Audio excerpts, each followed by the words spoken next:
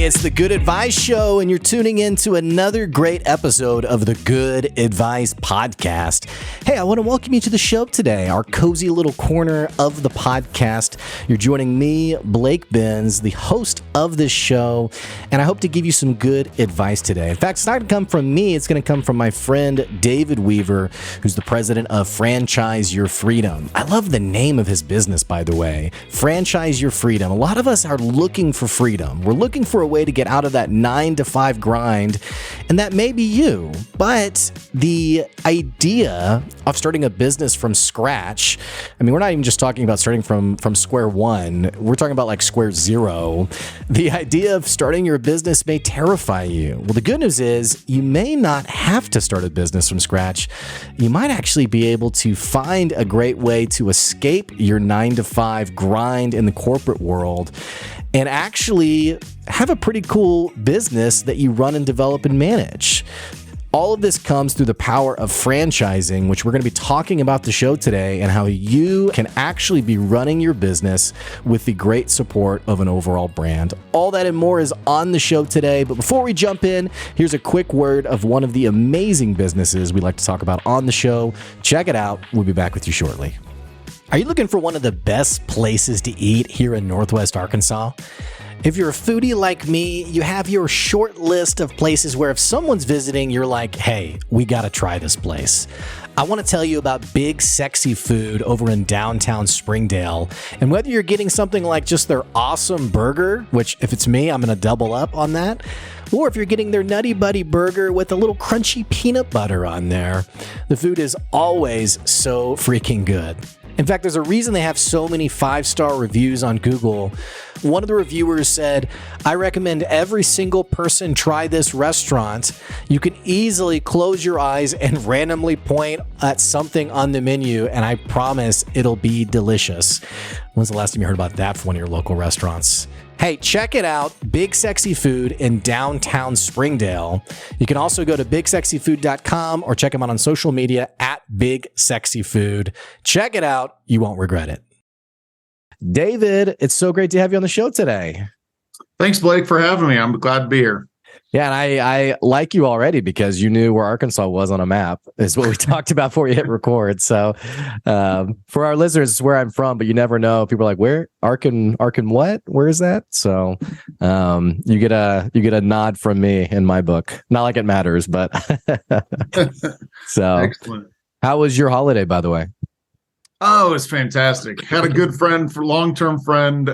We went to summer camp together, actually, as kids. He was 10 and I was 11, and he was my bunkmate. Yeah. And now I'm 50 and we're still friends. And so he and his whole family came out and went skiing, and they just left this morning. So really great holiday. How was yours? It was great. And I, other than being sick for most of it, but, it's funny about summer camp though. I met my wife at summer camp actually. So I guess listeners, send your kids to summer camp. You never know. You can find a lifelong friend or their future spouse, I guess. So that's fantastic. If you get nothing from this episode, there you go. So David, tell us a little bit about yourself and what you do. So I'm a franchise consultant, and what I do is get to help people that are basically living with Sunday afternoon dread find a new path towards something that they really love and have always wanted to do, start a business or entrepreneurship, etc., through franchising. Yeah, and I love that you mentioned that Sunday feeling dread. I think a lot of us can relate to that feeling. It's late on a Sunday night. You need to go to bed, but you don't want to because it's going to start the work week again. I remember feeling that myself, actually, and thinking this is nuts. Like this, there has to be a better way than, the corporate world, I guess. So it sounds like you're helping people kind of break free from that, right? It's so fun. Yeah, the franchise consulting business is an absolute blast. I also invest in franchise companies, invest in real estate. So maybe it's my ADHD, but I like doing a lot of different things, but it kind of all in the same sphere, right? And so, yeah, basically what I get to do in the franchise consulting business is just share with people kind of my idea on how do you create an investment strategy so that we're looking at the franchise space like a business investor, because I don't want you shopping for a franchise like a consumer, if that makes sense, right? Yeah. So when you're talking to someone, does it ever like, I mean, it makes sense to me, but like, does it ever surprise someone when, like, let's say you're talking to someone who's an individual entrepreneur, they're thinking about the business world, and many of us have experienced this where you jump into the entrepreneurial world and it's like, oh my gosh, this is so overwhelming. It's incredibly more expensive than I thought it was going to be. A lot of things I'm now doing from scratch. All those things that drove me crazy about my corporate job, now I'm understanding like how some of those things were actually really useful. So when they have a conversation with you and you start to kind of open their eyes to the world of like, hey, maybe you don't start something from scratch, but you join a franchise, you become a franchise owner. What does that conversation look like? Oh, well, I have a very structured like consultation where I want to learn a little bit about the person. And this is about you, right? You as the candidate, the person that's doing it. So how do I tailor the strategy to help you put some pillars or foundation down so that you can uncover for yourself what business is the best business, right?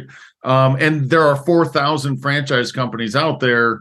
Some are fabulous and some are absolute garbage. But how would you know the difference if you were talking to a great sales guy, right? And so my job is to kind of help you develop your own fundamentals in terms of what does your investment metrics look like, and then make sure that you're asking the franchisor all the right questions and making sure that you're talking to franchise owners to verify what you're hearing from the franchisor is real. And we look at multiple different brands, right? So that we can compare and contrast, et cetera. So there's a lot of detail in all of that, but that's sort of a high level overview. I had a guy on the podcast a couple of years ago, actually it was pre-COVID. It's all such a blur, Yeah. And I guess it was 2019, but he was a franchise, not a franchise owner. He was the CEO of a company that had around 100 franchises throughout the United States. And one of the things that he talked about was how surprising it was for his franchise owners that they could be a franchise owner and still like maintain their level of creativity, individuality. Like I think a lot of, or this is actually just my bias, I guess. When I think of franchising, I think of, you're going to go be a McDonald's franchise owner. Which I had a, Sausage Biscuit this morning, nothing against McDonald's, but in some ways there's a friction with like the entrepreneurial spirit in that you want to make your own decisions. You want to be creative, but also you don't want to be hung up with the corporate, kind of cog in the machine. I'm just another store. Help me kind of process that with some of the work you're doing and the people you're helping find a good franchise fit. That's a really good question, and a very common bias, right? That franchising isn't really business ownership because you're working for the franchisor is something I hear all the time, which is totally not true. You own your own business. Now, I say totally not true. There are some franchise models that are really profit sharing models. So I would agree with that. You don't really own it. Like Chick-fil-A, everybody loves. Right. Chick-fil-A, the corporation owns the building and you are basically a general manager and you have a profit share. So you're never going to own that business, build it up and sell it off. And there are some other ones that have that style program. This is what it comes down to. Some people don't have, if you want to put people in buckets, right? Some people don't have the risk tolerance to actually be a business owner because they just can't step out there and do it. And then some people don't see the value of a franchise because they want their stamp of approval on every aspect of the business. They want to pick the color of the website. They want to come up with the creative logo phrase, right? That is called an entrepreneur. And when I see that, I tell them franchising is going to frustrate you, right? Don't do it. You should just start a business. The franchise owner is the corporate executive that knows how to hire and fire, knows how and has been responsible for P&L responsibility for a long time, and really doesn't feel like they want to or need to ask for permission anymore. They already know what they're going to do. If I need to grow my business segment, whatever I'm in charge of in corporate America by 20%, this is how I'm going to do it. So that person also doesn't feel like they're not creative enough to come up with the next Rubik's Cube or, the iPad or whatever, right? Right. So that person looks like a franchisee. And so we talk about that. Are you an employee? Are you a franchisee? Or are you an entrepreneur? Because those three people they look different to somebody like me, because this is what I do, right? Yeah. So if you appreciate the structure and the system to follow and the fact that you're not recreating the wheel and all of that, franchising looks pretty attractive. And if you feel like the franchisor is always going to be slapping my hands and telling me what to do and putting too much constraint around me, that's great. That just means you're an entrepreneur. Don't become a franchisee, because you're going to be frustrated. I think on the same kind of a weird question, how often do you run into this conversation with people who are in love with the idea of entrepreneurship when it's really not the right fit for, like, I think about the person, like entrepreneurship has such like a sexy, like connotation to it. And like, I talked to someone the other day who was, not the other day, it's actually a long time ago, who was like, man, I just so badly want to be an entrepreneur. And I was like, what do you think that means then? And he was like, oh, you sleep in as late as you want and no one tells you what to do.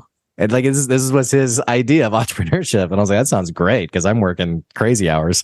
So like, what's it like when you talk to someone and they're like, oh yeah, I don't want to do that. I want to do this.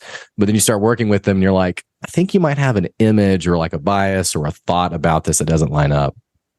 That's a really good question, and something that I address in my consultation. Like, what I'll tell people is, when I hear a preconceived notion or an assumption, I'm going to call you out on it, right?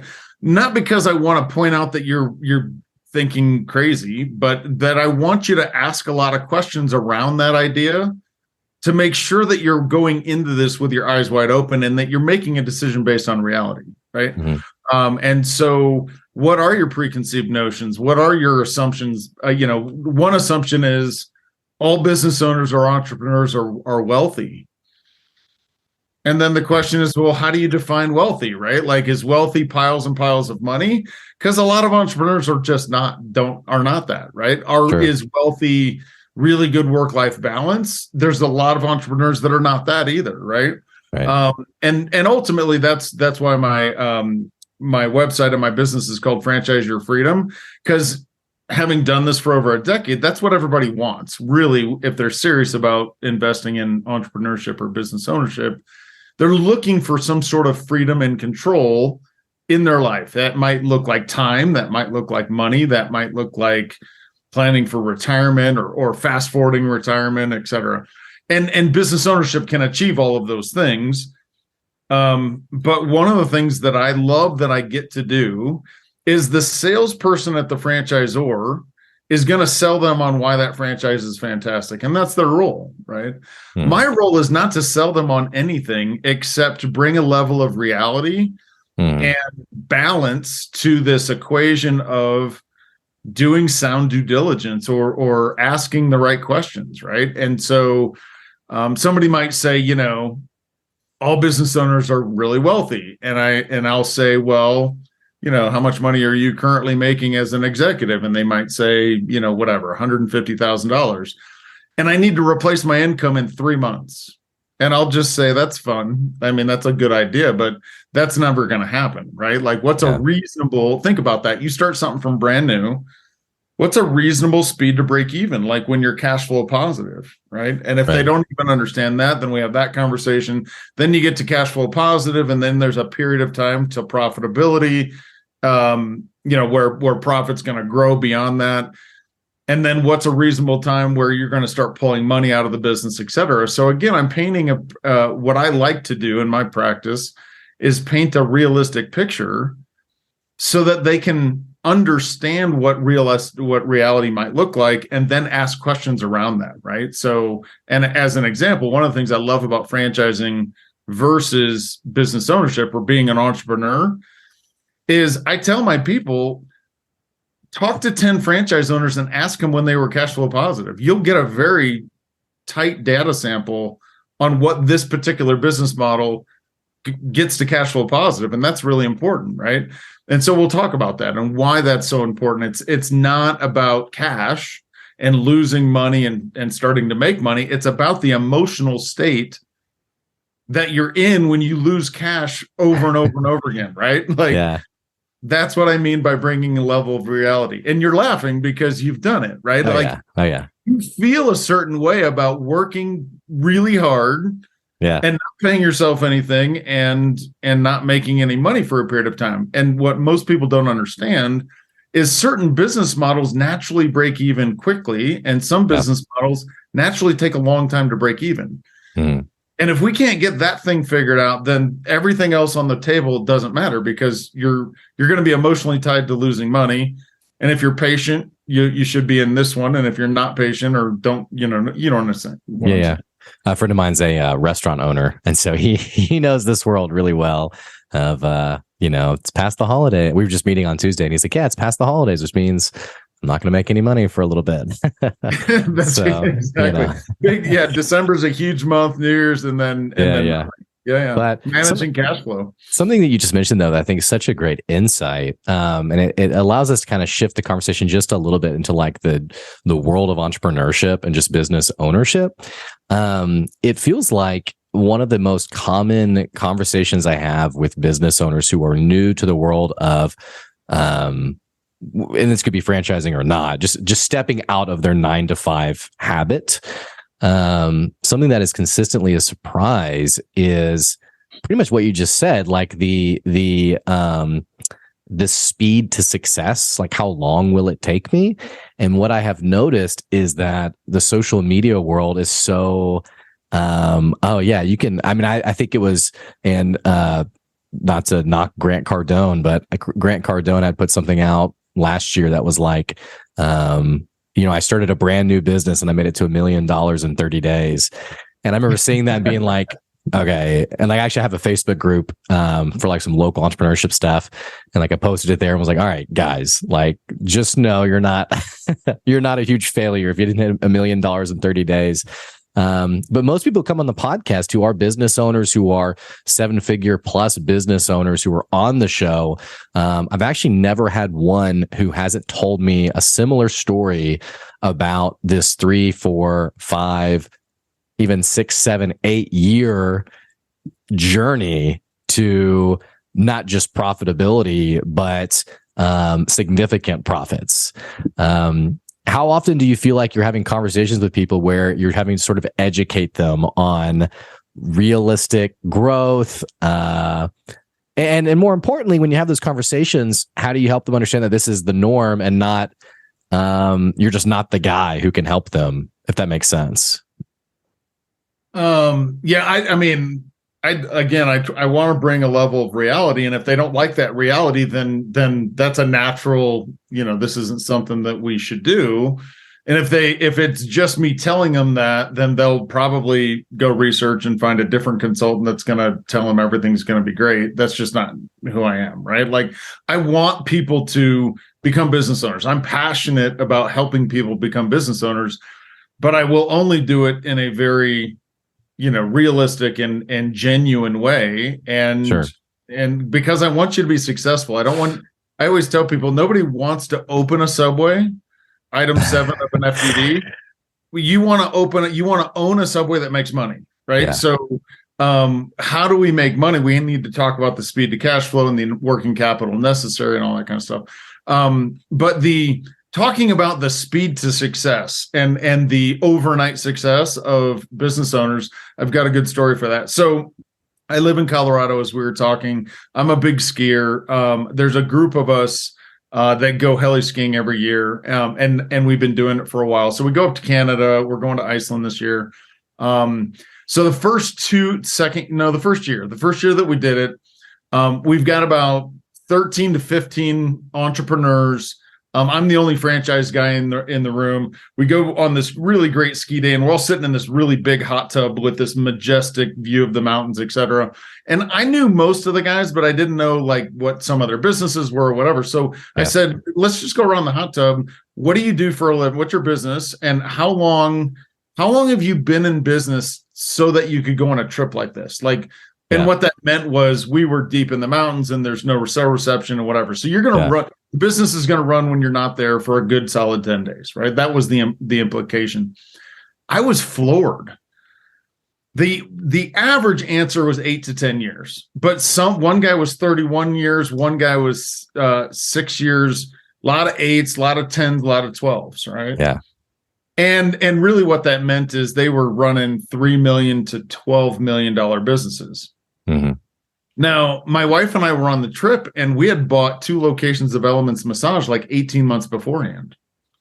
And what that told me is the strength of the systems that you can plug into allowed us to manage our manager, right, running the stores.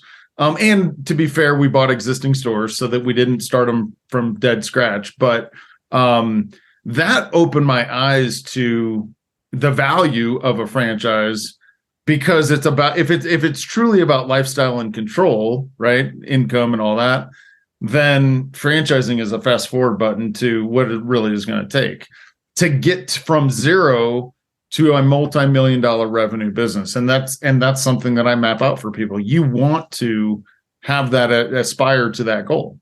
Mm-hmm. And that might mean 5 locations, multiple locations of a XYZ franchise, call it fitness, Orange Theory Fitness, right?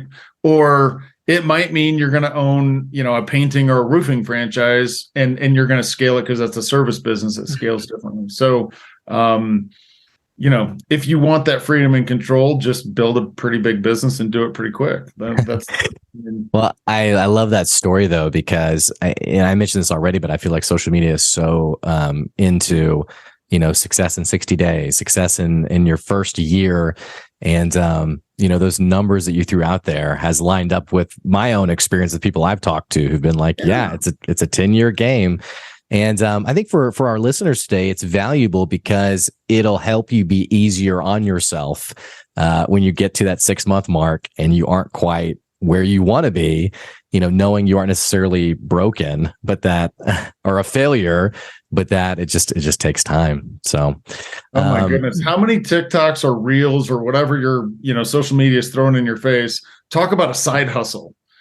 And you can make X number of dollars in like 45 minutes of your spare time. I mean, they're setting an expectation that is so unrealistic. And it's, So, we just have to do a better job of giving good advice, which is what we're doing here. Well, and don't get me wrong, for our listeners, I want it to happen fast for you. I really do. Like, I have a friend of mine who's a neighbor who quit his job, started this like web design business, and literally within 1 week he had Switchfoot and John Foreman as which for our listeners is just a band, as one of his customers.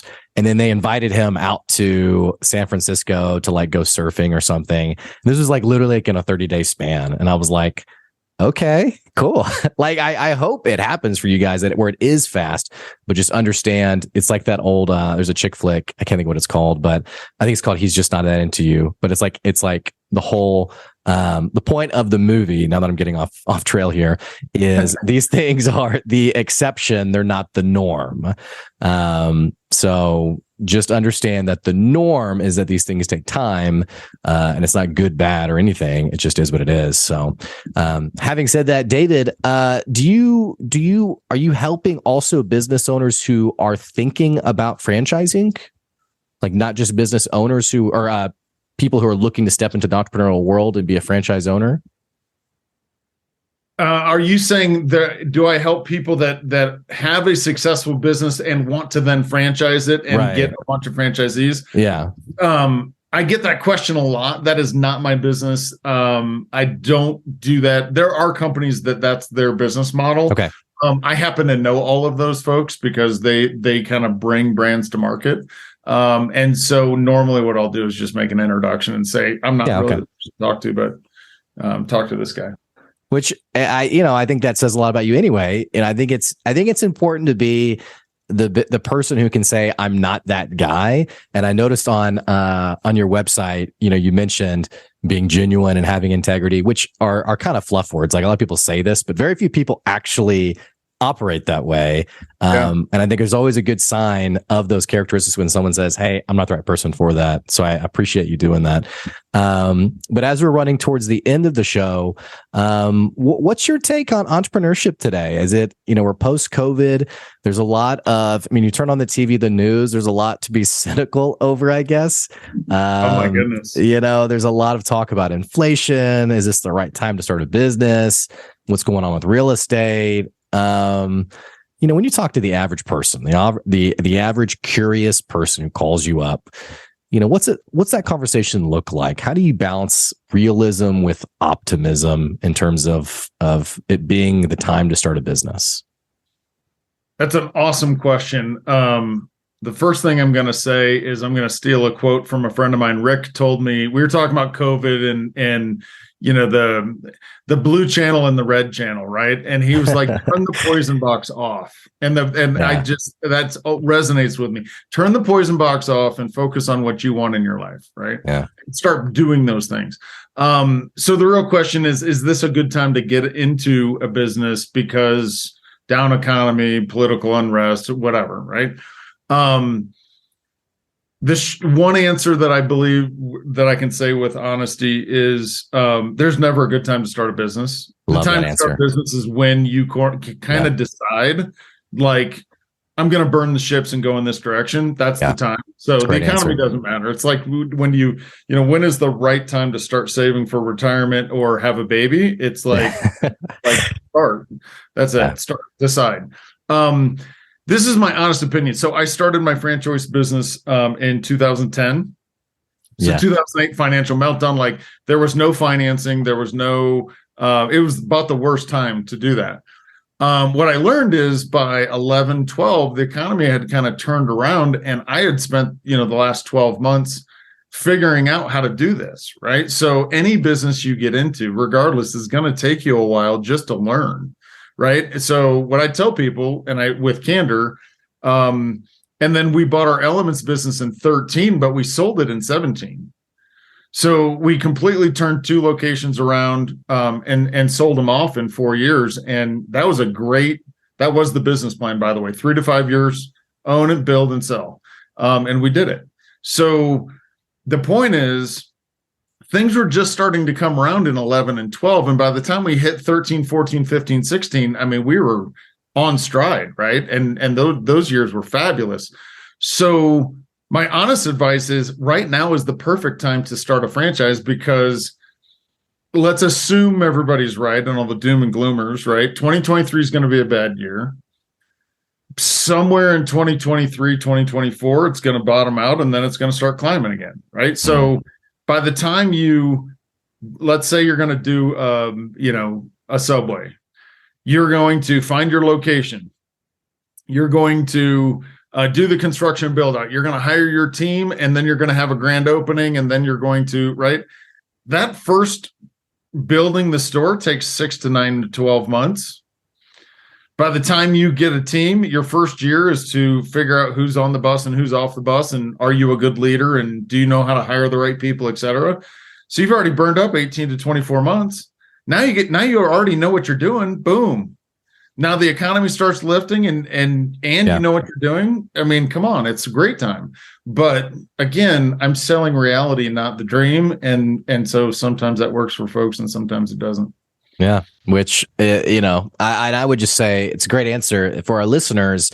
If you're looking for someone to sell you the dream, I would say be careful because it may not actually be reality. So, David, that's a great answer. And I so agree. I think, there's never a right time. And, if you guys are listening, if this is something you're passionate about, I would just say, why wait? Especially if the job you're working in now, that corporate job is dragging you to the bottom. This might be something to think about, which, David, by the way, if someone's listening to this episode and they're curious, they're thinking, I want to see maybe where this would go. I'd love to know, how can they best reach out to you? What's that next step look like? Honestly, if you want to engage in a conversation, I'm a bit old school. dweaver@franchise.com. Send me an email. We'll schedule a call. I've got a calendar link and all of that, but dweaver@franchise.com. If you just want to learn a little bit more about what I do, franchiseyourfreedom.com is my website. I also have a YouTube channel, and I've been guest on podcasts. All of that's in the website, easy to find. See if you like what you hear, and then give me a call and let's talk. And I hope this isn't a big mistake, but I'm pretty sure you told me you don't charge a fee. Is that right?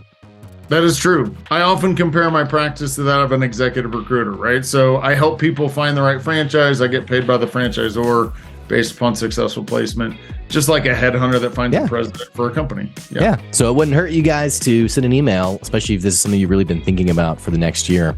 And also, you're active on LinkedIn, I'm pretty sure.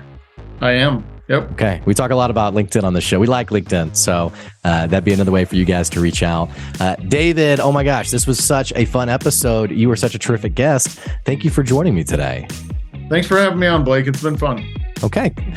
For you guys listening, we're going to have David's info down in the episode description, so you can check that out and make sure you reach out if you've been thinking about the franchise world. And also, if you've been listening to the podcast short term and you like this episode, what the heck are you waiting on? Click the subscribe button so you can keep following our good advice wherever you are. And don't forget also, if you want to support the podcast, you can check out our Patreon. It's at patreon.com/goodadvice. That's today's good advice. We'll catch you later. See ya.